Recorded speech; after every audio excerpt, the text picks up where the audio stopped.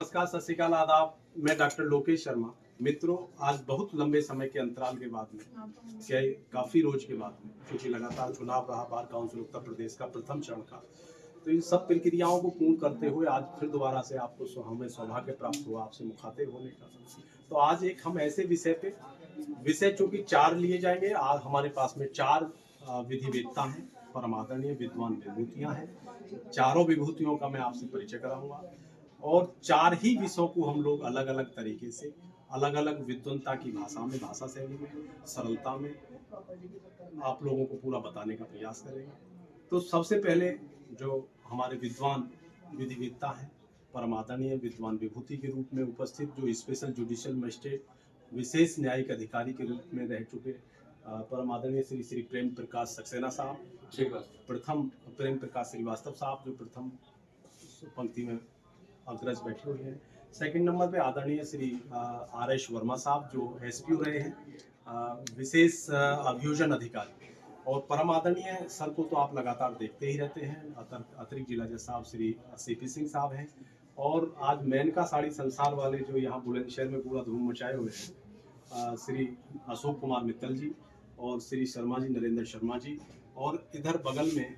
जो ये भी पूरा माला में जो है एक मोती के रूप में काम करते रहते हैं, आदरणीय श्री उमाशंकर शर्मा जी जो मूल टौटरावली के रहने वाले हैं और अच्छी विभूति के रूप में, अपनी पर्सनैलिटी के रूप में यहाँ अपनी स्थापना कायम किए हुए, स्थापित किए हुए अपने आप को, और लगातार मुझे आप सुनते ही रहते हैं। तो जो भी मेरे विद्वान अधिवक्ता बंधु, जो मेरे प्रशिक्षु अधिवक्ता बंधु और जो भी मेरे पक्षकार विपक्षकार के साथ साथ आम जनमानस जो भी लोग इसे सुन रहे हैं, पूरी वीडियो को देख रहे हैं, चारों बिंदुओं पे बड़े कंठस्थ तरीके से, बहुत ही सरलतम और बहुत ही सौम्यता के साथ और संक्षेप में बता रहे हैं। यदि आवश्यकता विस्तारित रूप से पड़ती है किसी भी रूलिंग के सापेक्ष, किसी विधान के सापेक्ष या किसी भी अधिनियमानुसार, तो हम आपको चैम्बर संख्या 22C ब्लॉक सिविल कोर्ट जो फैमिली कोर्ट के बगल में है, इसमें आप सीधे संवाद कर सकते हैं, संपर्क कर सकते हैं। तो परम आदरणीय सर जो प्रथम स्थान रखते हैं हमारे साथ में, श्री प्रेम प्रकाश श्रीवास्तव साहब, तो मैं उनसे स्पेशल जुडिशियल मजिस्ट्रेट महोदय से विनम्र अनुग्रह करता हूं कि आज जो कंपनसेशन, ये मान लीजिए 279, 337, 338, 427, आप लगातार एमएससी वाले जो मैटर देखते होंगे, तो एमएससी से पूर्व की जो प्रक्रिया है उसे देखते होंगे। जो कहीं ट्रायल चलता है तो वो जो ट्रायल की स्थिति है आप उस पर आप वर्णन करेंगे, अपना विस्तारित रूप से आप बताएंगे। तो परम आदरणीय श्री प्रेम प्रकाश श्रीवास्तव साहब को हम लोग सुनेंगे। मेरे न्यायालय में जो 279, 337, 338 IPC केस थे, उनमें अधिवक्ता विद्वान अधिवक्ता महोदय द्वारा कन्फेशन के प्रावधान प्रस्तुत किए जाते थे, जिनमें मेरे द्वारा ऐसा भी होता था, उनमें अगर वो जुर्माने की प्रेयर करते थे तो मेरिट के अनुसार मैं उनको तय कर देता था, और उसमें जो मुलजिम होता था उसको अगर सजा करनी तो सजा कर देता और जुर्माने में छोड़ा जाता था, तो जुर्माना करके छोड़ देता। उसके बाद की प्रक्रिया एमएसी में जो भी होगी वो एमएसी अदालत में। धन्यवाद। बड़े सूक्ष्म और बड़े सारगर्भित तथ्यों के साथ में अभी आपने बताया कि यदि कोई भी 279, 337, 338, 427 आईपीसी में यदि किसी भी थाना स्तर पर कोई वाद मुकदमा पंजीकृत किया जाता है, तो उस पंजीकृत मुकदमे के सापेक्ष जो अभियुक्त की स्थिति उत्पन्न होती है न्यायालय में विचारण की, तो उसमें यही कोर्ट में जो अभी वर्णन किया अपनी अदालत का, तो जो मुकदमे आते हैं, जो प्रक्रिया से उसे अभियुक्त को गुजरना होता है, तो पहले उसे बेल इत्यादि कराने के बाद में यदि कोई भी व्यक्ति जुर्म स्वीकारोक्ति प्रार्थना पत्र माननीय न्यायालय में ऑनरेबल कोर्ट के समक्ष प्रस्तुत करता है, तो उस पर एक जो भी जुर्माने की प्रक्रिया है, उस जुर्माने को वसूल करके जुर्म स्वीकारोक्ति प्रार्थना पत्र के सापेक्ष लोक अदालत की तर्क पर बात को समाप्त करने की प्रक्रिया है। इसके बाद में जो भी प्रक्रिया एमएसी कोर्ट अलग बनी हुई है, जो सरकार ने अलग विशेष एक जिला जज साहब का दर्जा दे के रखा है, वहां पर कंपनसेशन, मुआवजे इत्यादि के लिए सूट फाइल होते हैं, वो अगली प्रक्रिया होती है। इसी क्रम में जो आर.एस. वर्मा साहब हैं हमारे मध्य में, जो विशेष अभियोजन अधिकारी रहे हैं बुलंदशहर के, मैं उनसे विनम्र अनुग्रह करता हूँ एसपी साहब से कि वो जो पुलिस द्वारा जो भी मुकदमा पंजीकृत हो गया और उस पुलिस द्वारा पंजीकृत मुकदमे के सापेक्ष जो भी अभियुक्त पक्ष के ऊपर इतना अधिक प्रेशर और दबाव बनाने के उद्देश्य से जो रिकवरी इत्यादि की जाती है माननीय न्यायालय के आदेश के अनुपालन में, तो वो रिकवरी की प्रक्रिया क्या होती है, आज उसी पर चर्चा करेंगे परम आदरणीय सर श्री RS वर्मा साहब। जी, मैं सबसे पहले जो हमारे पार्लियामेंट ने जो कानून बनाया है इसमें BNSS, तो इसमें एक बहुत सारे विचार विमर्श के बाद और बहुत विशेषज्ञों की राय लेकर के एक सेक्शन का एडिशन किया गया है इसमें, जो न्यूली सेक्शन है 105। पहले ये जो सेक्शन था वो CRPC में ऐड नहीं था। अब उसमें इस नए सेक्शन को ऐड करने के बाद उसमें ये व्यवस्था रखी गई कि जो भी इन्वेस्टिगेटिंग ऑफिसर या कोई भी अरेस्टिंग ऑफिसर अगर किसी मुलजिम को पकड़ता है तो उससे रिलेटेड जो रिकवरी है उसकी वीडियो तैयार करेंगे, उसका एक ऑडियो तैयार करेंगे और वो रिकवरी मेमो के साथ उसको संलग्न किया जाएगा। उसकी वजह ये थी, जो इसके रीजन ये रखा गया है इसमें, कि जो पहले अक्सर ये देखने को मिलता था कि पुलिस फर्जी प्लांटेशन करती थी रिकवरी का, और मुलजिम से कोई चीज़ बरामद नहीं हुई और उन्होंने कहीं से कोई चीज़ लूटेड प्रॉपर्टी रिकवर कर ली और उस मुलजिम के ऊपर प्लांट कर ली। तो मुलजिम फिर कोर्ट में अपनी डिफेंस या जो भी देता था, और उसमें समस्या उसके लिए ये आती थी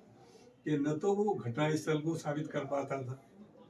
कि भाई कहाँ से वो चीज़, तो कम से कम इस जो प्रोविजन के आने से एक ये व्यवस्था आई कि एक तो वो जो वीडियो बनाएंगे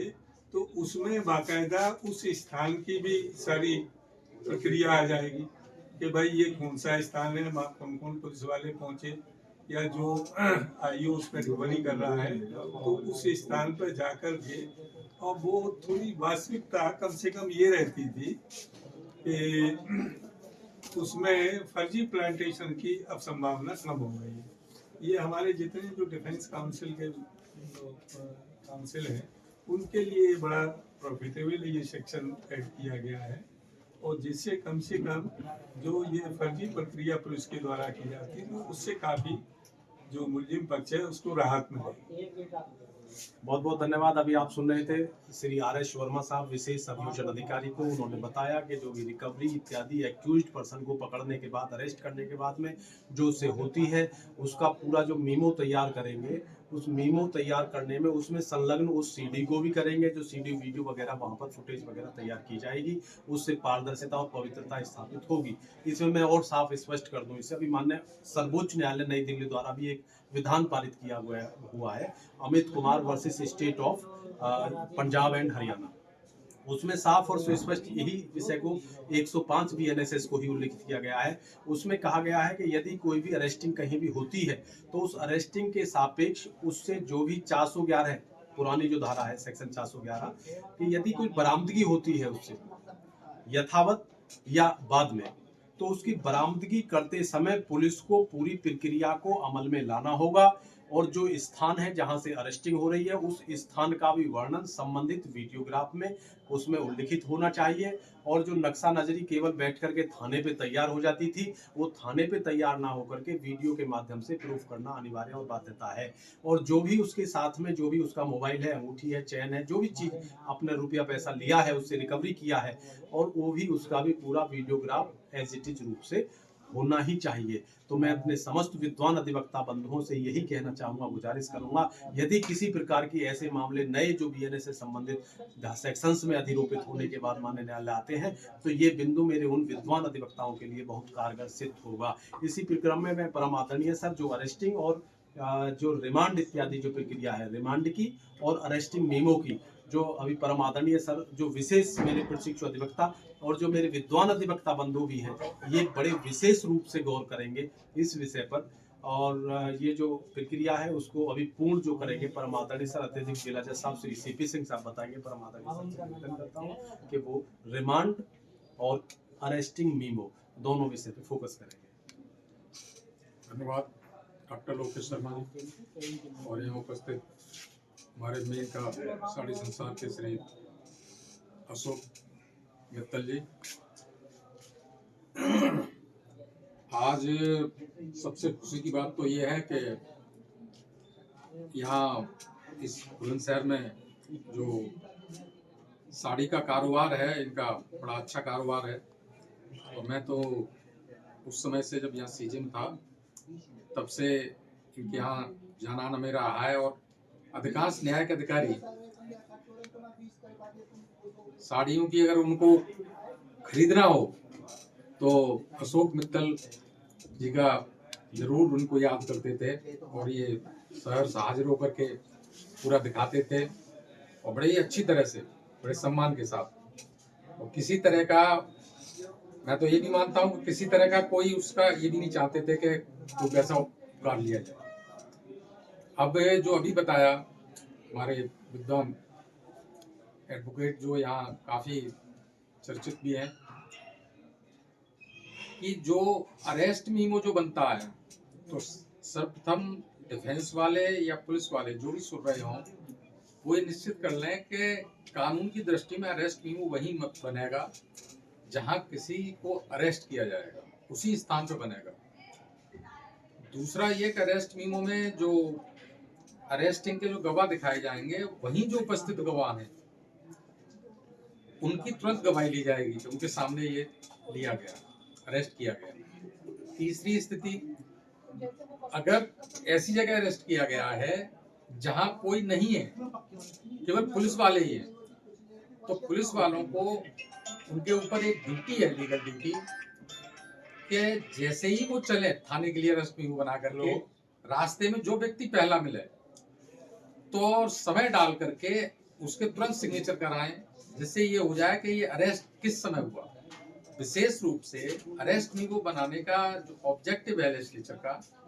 और जो प्रक्रियात्मक रूप से किया गया है उसमें यही है कि अवैध रूप से 2 दिन 3 दिन 4 दिन जो पुलिस वाले रख लेते हैं वो न रख पाए। इसके साथ साथ एक सेफ गार्ड और किया कि अरेस्ट मीमो जैसे ही होगा तो सूचना दी जाएगी परिवार को तुरंत। इसका भी वही उद्देश्य है कि कोई भी व्यक्ति को जो समय सीमा निर्धारित है किसी अपराध के संदर्भ में रिमांड लेने के लिए, जुडिशियल रिमांड लेने के लिए, पुलिस रिमांड के बाद, पुलिस कस्टडी के बाद, तो सर्वप्रथम जैसे अरेस्ट होता है तो वो पुलिस कस्टडी में माना जाता है जब तक कि उसकी न्यायिक रिमांड न हो जाए। और 48 घंटे में उसे वहां पेश किया जाएगा, 24 घंटे में जो अगले दिन। तो अगर कभी कभी इसमें देरी हो जाती है तो कभी कभी करते क्या है पुलिस वाले, अवैध रूप से अरेस्ट करने के बाद ये सब प्रक्रिया ऑन स्पॉट नहीं बनाते। प्रक्रिया तो ये भी है कि अरेस्ट मीमो और ज्यादा अगर सुरक्षित पुलिस वाला कोई चाहता है कि मैं एकदम सुरक्षित तरीके से काम करूं और सही रूप से विवेचना करूं, तो जो अरेस्ट मीमो बना रहे हैं उसकी वीडियो भी बना लें,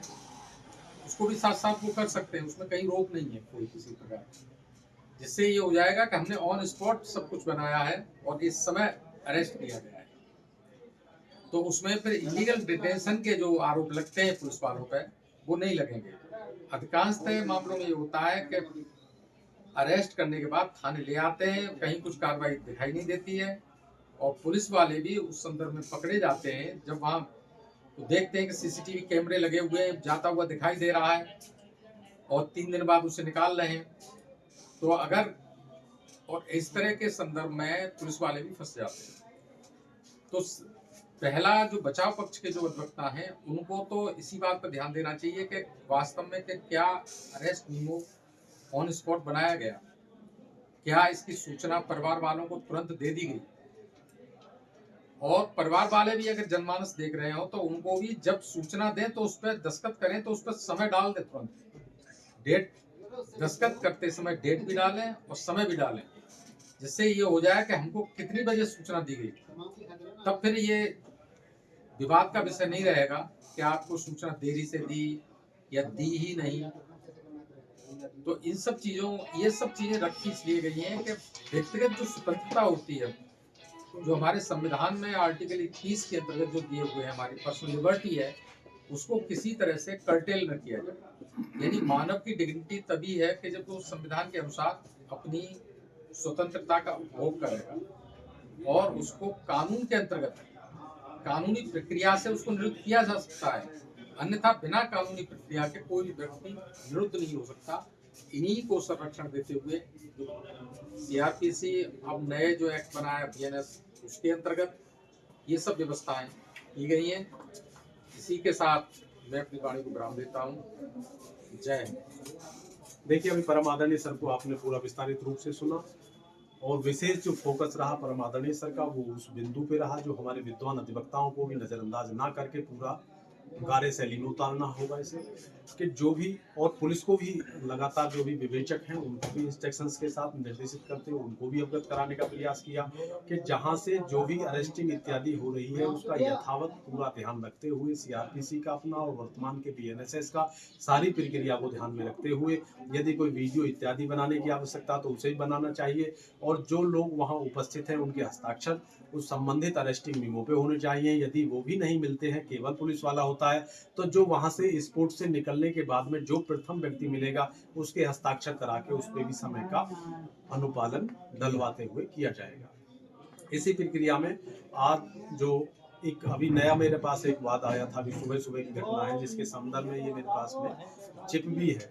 एक अभी नया जो अरेस्टिंग मीमो का बिंदु हमने रखा है वो जिस व्यक्ति को पुलिस कभी कभी आप अक्सर देखते होंगे, कभी कभी क्या लगातार देखने को मिल रहा है कि जहां से पुलिस अरेस्ट करती है वहां के स्थान की तो ये लोप हो जाता है और वो नया स्थान जहां से उसको कहीं से कुछ प्रसिद्धि मिलनी होती हो या कहीं से कुछ लाभ मिलना होता हो डिपार्टमेंटली रूप से, वहां का वो स्थान चयन करके दिखाया जाता है।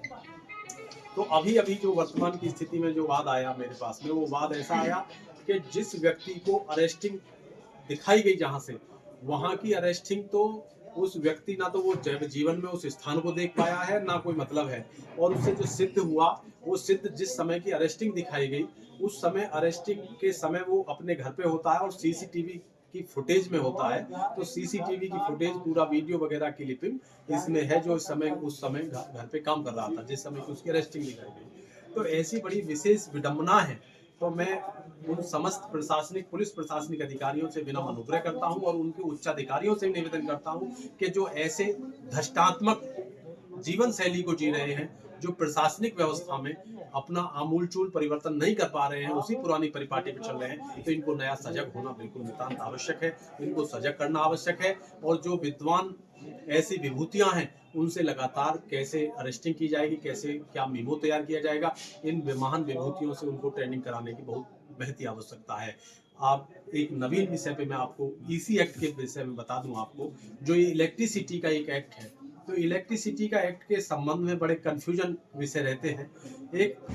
किसी के भी अगेंस्ट वर्तमान की स्थिति देखी जा रही है कि 3 साल पहले कोई चेकिंग हुई थी और 3 साल बाद में उसको समन प्राप्त हुआ न्यायालय का कि तुम्हारे खिलाफ तो एफआईआर हो गई थी, अब आप न्यायालय जाकर के अपना सम्मान शुल्क राजस्व निर्धारण शुल्क जो है उसे दाखिल कीजिए, उसे जमा कीजिए और उसे जमा करने के बाद में अपनी बेल इत्यादि करा करके मुकदमा लड़ना चाहते हो मुकदमा लड़िए, वरना 3 महीने बाद ये जो लोक अदालत प्रत्येक वर्ष में हर महीने तीसरे महीने लगती है उसमें अपने बात को जुर्म को स्वीकार करके जुर्माना दे करके उसे समाप्त कराइए। अब आपको जो मेरे विद्वान अधिवक्ता हैं या मेरे वो पक्षकार भी हैं जो भी चोरी के लपेट में आ जाते हैं, तो वो भी उनको पत्रावली का अवलोकन करना चाहिए, उनको पूरी चालानी रिपोर्ट पढ़नी चाहिए और उनको लड़का ये देखना चाहिए कि जो संबंधित व्यक्ति ने जो भी अधिकारी रहे हैं उससे बिजली विभाग के, विद्युत विभाग के, तो संबंधित अधिकारी जो भी डोमेस्टिक कनेक्शंस होते हैं उनको सब एसडीओ देखते हैं और जो कॉमर्शियल कनेक्शन होते हैं उनको एक्सियन देखते हैं जनपद में, तो खंड वाइज। तो उसमें स्थिति ये है कि जो किसी भी व्यक्ति को जिसको अरेस्ट किया जा रहा है, वो एफआईआर लिखी जा रही है, जिसके खिलाफ चोरी की रिपोर्ट संस्थित की जा रही है, तो उसकी सरकार द्वारा भी और माननीय सर्वोच्च न्यायालय नई दिल्ली के अनेक ऐसी नजीरें हैं, नसरीन ले लीजिए, Nasreen versus state of UP ले लीजिए, बहुत सारी ऐसी रूलिंग है। तो उनमें सब में बार बार यही कहा गया है कि यदि किसी के विद्युत चोरी का कोई मुकदमा पंजीकृत किया जाता है किसी पे, तो उसके तार की जहां से उसके तार पे एलिगेशन आप लगा रहे हैं कि कटिया डाल के चला रहा है, उसकी पूरी वीडियोग्राफी से के साथ ही चार्जशीट सबमिट होगी, अन्यथा की स्थिति में नहीं होगी। तो जो भी मेरे विद्वान अधिवक्ता बंधु हैं, यदि कोई ऐसी स्थिति उनके मिलती है उनको कि कहीं वीडियोग्राफी नहीं की गई है और चोरी का केवल एलिगेशन लगा करके और एक साधारण नक्शे से पेंसिल से तार बना करके दर्शा दिया गया है, तो वो बिल्कुल अनलीगल है, गलत है। उसको चैलेंज कर सकते हो। जुर्म को स्वीकार नहीं करना चाहिए। जुर्म तब स्वीकार करो जब हमारी वास्तविक स्थिति ऐसी बन रही हो। तो मेरी इन्हीं कामनाओं के साथ आज जितने भी विद्वान अधिवक्ता बंधु, विद्वान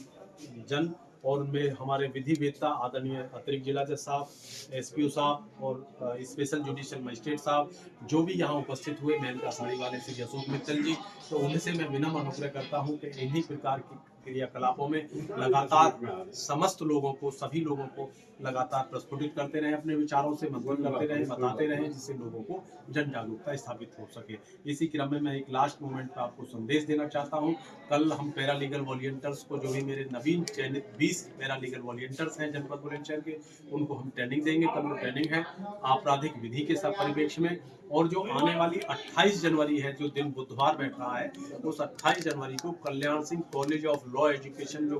नंगला आलमपुर खानपुर में स्थापित है, थाना खानपुर में, वहाँ पर LLM और LLB के जो भी छात्र हैं उनको एक सेमिनार के माध्यम से जागरूक करने का कार्य करेंगे। कोर्ट की प्रक्रिया के विषय में बताने का प्रयास करेंगे। तो इन्हीं क्रियाकलापों के प्रक्रियाओं के सापेक्ष आज इन्हीं बिंदुओं के सापेक्ष लेते हैं विदाई। कल फिर नवीन विषय के साथ होगी मुलाकात। तब तक लेते हैं विदाई। नमस्कार।